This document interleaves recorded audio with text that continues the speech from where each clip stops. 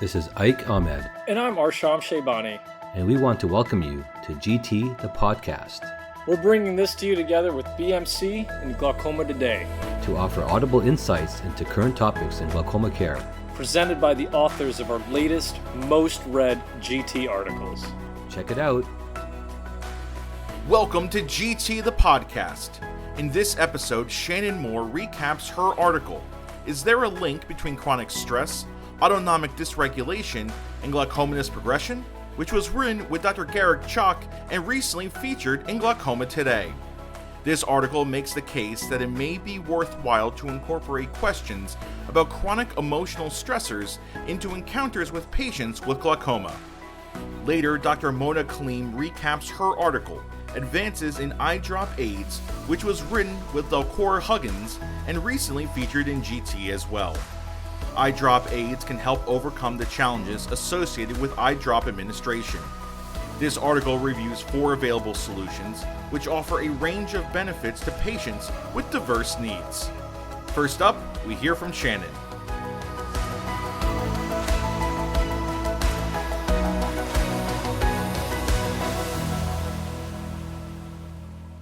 Glaucoma is an optic neuropathy characterized by progressive retinal ganglion cell death and is the leading cause of irreversible blindness worldwide.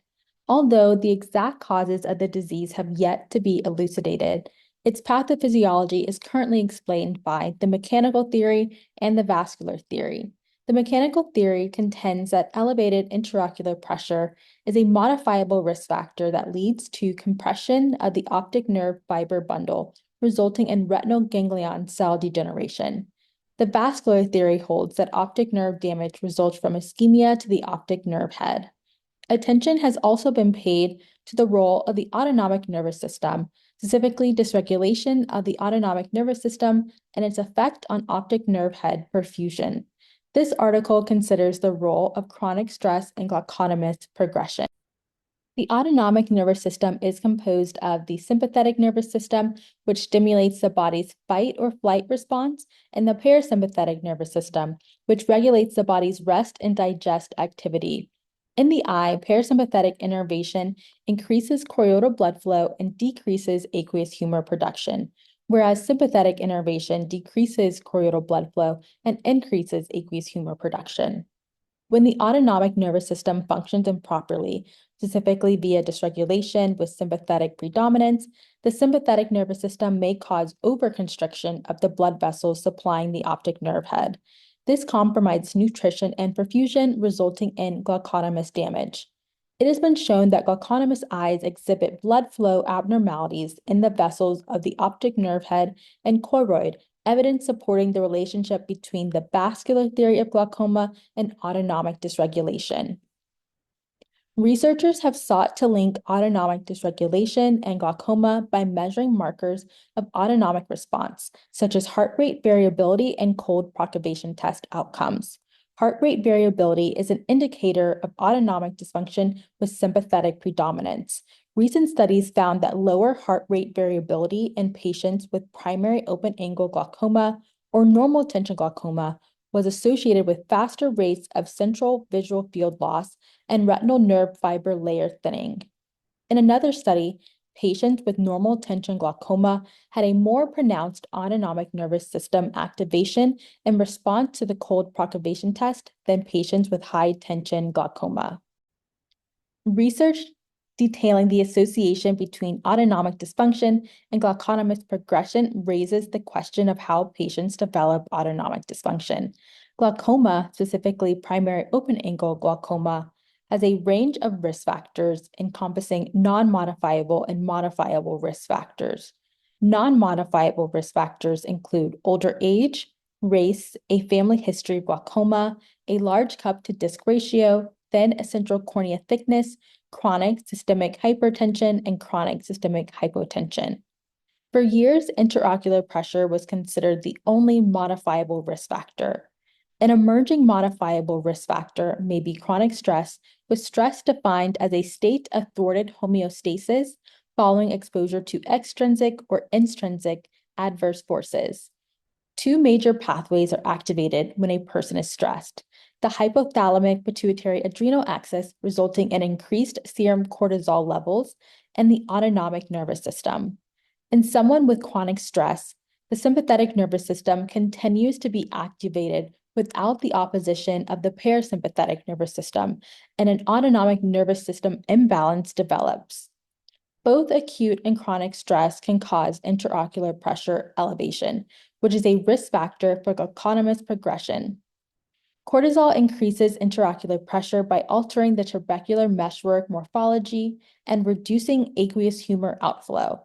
This may be considered an endogenous steroid response effect on the angle because an exogenous steroid response, mediated ocular hypertension from medication, is well documented in the ophthalmic literature. Chronic stress can also lead to arterial remodeling, endothelial dysfunction, and increased demand for tissue oxygenation and vascular dysregulation of the microcirculation to the eye. When evaluating a patient, glaucoma specialists typically consider a variety of clinical markers, including intraocular pressure, central corneal thickness, corneal hysteresis, pupillary block status, and systemic history such as uncontrolled chronic hypertension.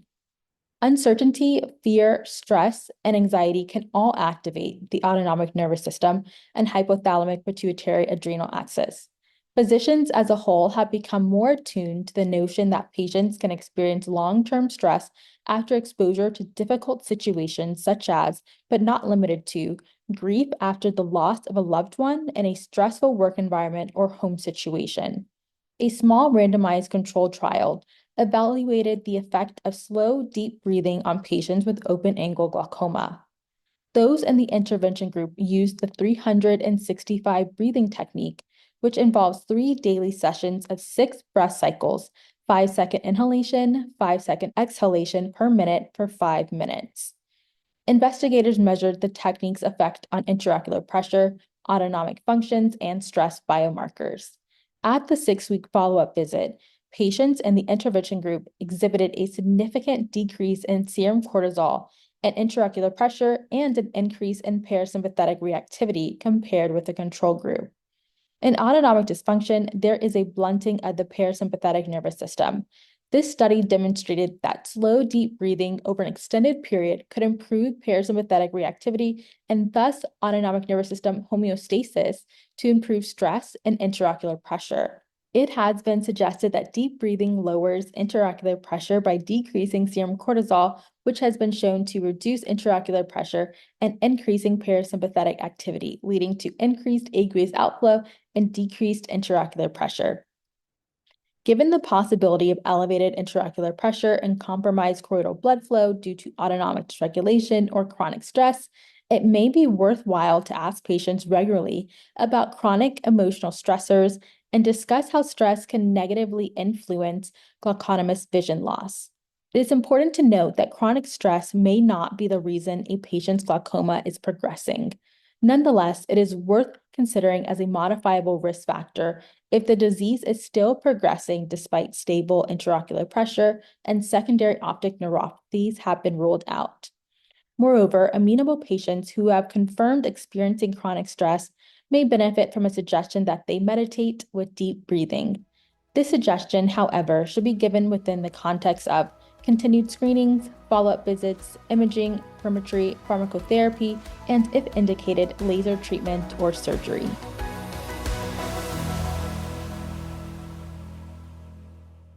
Topical therapy is essential for the management of various ocular conditions. However, patients often encounter difficulties with eye drop use, such as remembering to administer their medications, navigating complex dosing regimens, properly instilling the agents, managing cost, and dealing with side effects. Because these challenges can hinder patient adherence and therefore compromise treatment outcomes, a range of eye drop aids have been developed to enhance accessibility and accuracy. Administering eye drops presents several challenges for patients. These include hand tremors, poor hand-eye coordination, difficulty aiming, flinching, blinking, decreased visual acuity, limited dexterity, and impaired mobility. The precision and coordination required for accurate dosing can be difficult to achieve, leading to medication waste and suboptimal treatment outcomes. These issues contribute to poor adherence and disease progression. Eye drop aids have evolved significantly since their introduction in the 1990s. Initially, solutions such as dropper guides and magnifying aids were developed to assist patients with positioning and aiming the bottle. As technology advanced, more sophisticated devices emerged with features such as stabilization platforms, dosage indicators, and electronic functionality. 4 contemporary aids are available to help overcome some of the challenges associated with eye drop administration and address the diverse needs of patients. These include the Auto Drop, Auto Squeeze, Nano Dropper, and Gentle Drop. Auto Drop is a mechanical device designed to facilitate precise eye drop delivery. It attaches to standard eye drop bottles and rests on the orbit surrounding the eye to ensure proper bottle alignment and minimize spillage. The advantages of the Auto Drop device are as follows: improved accuracy of drop delivery, ease of use, decreased bottle tip contamination, and decreased trauma. The disadvantages of the Auto Drop device include the following: the inconvenience of an additional step and a potential increase in the number of drops used. Auto Squeeze is a mechanical device designed to eliminate the difficulty of squeezing the eye drop bottle.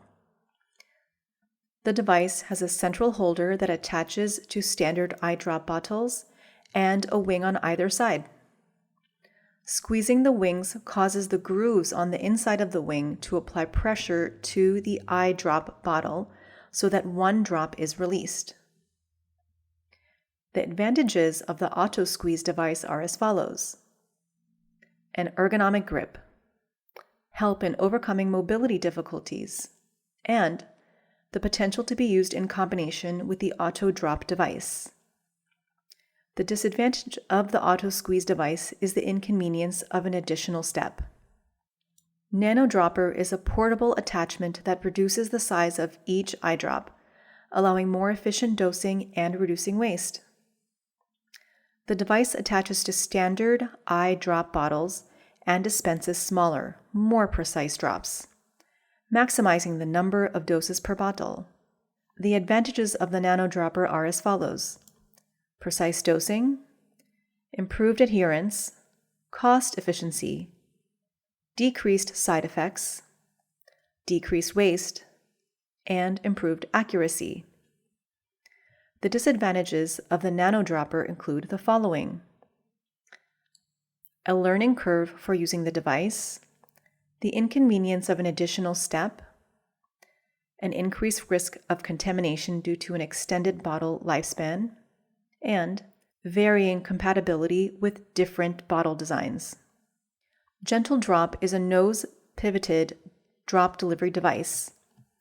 With this aid, the eye drop bottle is inserted into a sleeve that rests on the bridge of the patient's nose to ensure proper bottle alignment. The advantages of the Gentle Drop are as follows: improved aim, a lower mean number of drops, minimize waste, and decreased bottle tip contamination.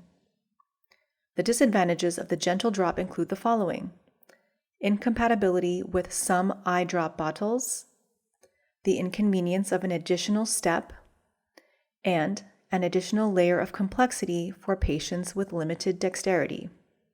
Each eye drop aid caters to certain patient needs and preferences. Mechanical aids such as the Auto Drop and Auto Squeeze provide simplistic and reliability, but lack advanced features. Attachments such as the Nano Dropper reduce side effects and improve the accuracy of drop administration, but they are not compatible with all bottles on the market. The Gentle Drop decreases waste and bottle tip contamination, but may also have somewhat limited compatibility. Eye drop aids play a crucial role in overcoming the challenges associated with eye drop administration. From mechanical guides to advanced technological solutions, these aids offer a range of benefits to patients with diverse needs.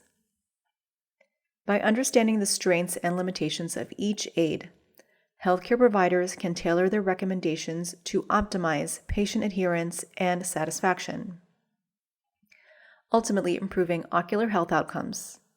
Continued research and innovation are essential to address the evolving needs of patients and further enhance the efficacy and accessibility of eye drop aids. Thank you for tuning into this episode of GT the Podcast. If you have any feedback or topic suggestions, find us on Instagram, LinkedIn, Facebook, or Twitter. And stay tuned for more hot topics in glaucoma care on GT the Podcast.